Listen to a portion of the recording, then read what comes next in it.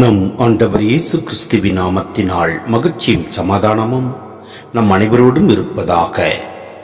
1 யோவான் 4:18-21 முடிய. அன்பில் அச்சத்திற்கு இடமில்லை, மாறாக நிறை அன்பு அச்சத்தை அகற்றிவிடும். ஏனெனில் அச்சத்தில் தண்டனை உணர்வு அடங்கியுள்ளது. அச்சம் கொண்டுள்ளவரிடம் அன்பு முழு நிறைவு அடையாது. அவரே முதலில் நம்மிடம் அன்பு செலுத்தியதால் நாமும் அன்பு செலுத்துகிறோம். கடவுளிடம் அன்பு செலுத்துவதாக சொல்லிக்கொண்டு தம் சகோதர சகோதரிகளை வெறுப்போர் பொய்யர்.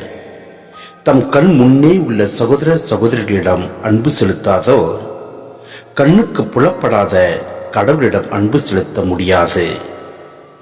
கடவுளிடம் அன்பு செலுத்துவோர் தம் சகோதர சகோதரிகளிடமும் அன்பு செலுத்த வேண்டும். இதுவே அவரிடம் இருந்து நாம் பெற்ற கட்டளை. சிந்தனை: இறை வார்த்தையின்படி நிறைவான கடவுள் அன்பு நம் உள்ளத்தில் இருக்கும்போது அங்கு அச்சத்திற்கும் தண்டனை உணர்வுக்கும் இடம் இருப்பதில்லை. அச்சமும் தண்டனையும் இறைவனின் தீர்ப்பையோ தண்டனையோ நினைத்து நடுங்குவதாகும். மேலும் பயம் மனிதனை இறைவனிடமிருந்து விலக்கி வைக்கிறது. அன்பின் ஆளுகை என்பது கடவுள் நம் மீது வைத்துள்ள ஆழமான அன்பை உணர்தல். தூய்மையான அன்பு உள்ளத்தில் உள்ள அனைத்து கவலைகளையும் துடைத்தெறிவது. கடவுளுடன் அச்சமற்ற பிள்ளைக்குரிய நெருக்கமான உறவை பெறுதலாகும். கடவுளின் இரக்கத்தை முழுமையாக நம்பி வாழ வேண்டும்.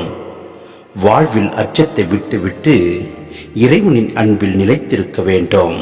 நாம் அவ்வாறு வாழ்கின்ற போது நம் ஆண்டவர் நம்மோடு இருந்து நம்மை வழிநடத்துவார்.